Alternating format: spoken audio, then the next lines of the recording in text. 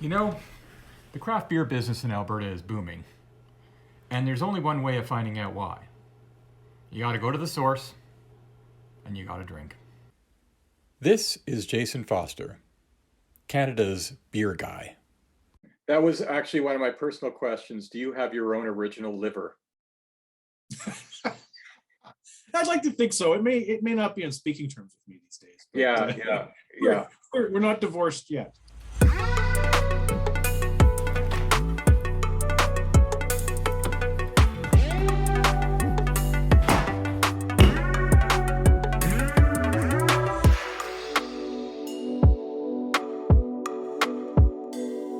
What happened? Why the craze? What happened in craft beer in the last 5 or 6 years, Barb? Well, I think it's two things. One is Alberta was slowly catching up to what other jurisdictions, BC, Ontario, Quebec, obviously places in the States, had figured out a while ago, right? Alberta just often is, a little bit slower on these trends. But just at the time as I think the public and the consumer was interested in craft beer, in part because of the rise of local food and local businesses, and that came along with local beer. At the same time as people were starting to gain some interest in that, the rules changed. Basically removed restrictions and really kind of dumb laws that prevented small breweries from opening. And I think that's the creation, the combination of it. Suddenly there was some consumer appetite for it, and the rules finally allowed and facilitated small breweries to open. And so they just did.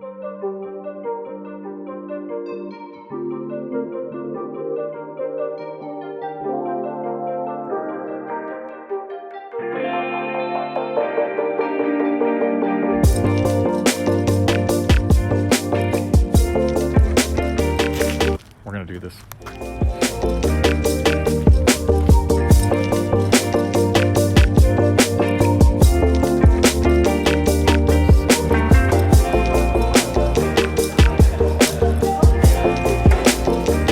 Oh my God, it's Alex. Hey, I'm allowed to take this off now. So are you. But I really want to show my face. But he doesn't usually show up on film. But we're gonna have a drink. How about this for an idea?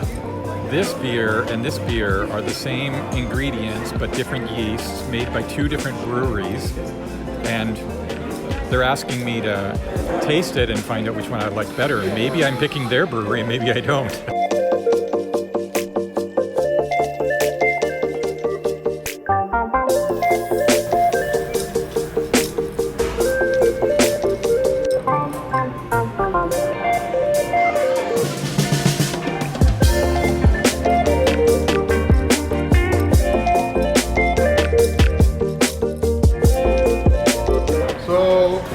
Basic malts are barley, which looks like that. Yeah. And they have various different roasts on that barley, so it can get darker. This is a dark roasted wheat, so you can kind of see. Right. There we So go. hops come dried and then put into pellet form. How much experimentation goes into what you guys do for a living? A lot. A lot. That's kind of what we enjoy doing. We've only rebrewed 3 beers since we opened. Right. We've brewed 24 different beers Wow. in the last year. That's what craft brewers love to do. They always love to. What ingredient hasn't gone in beer that I'm going to try putting in beer? Yeah. Right?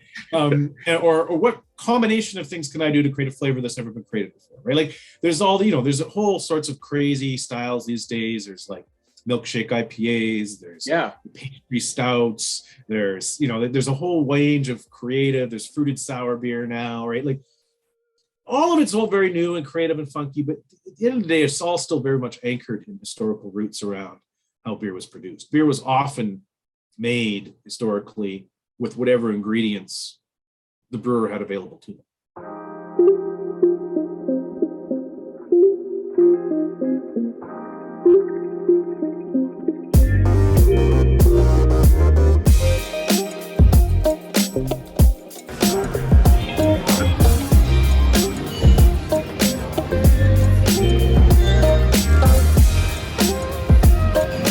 had to show you this because it has a signed photo of Victor Newman.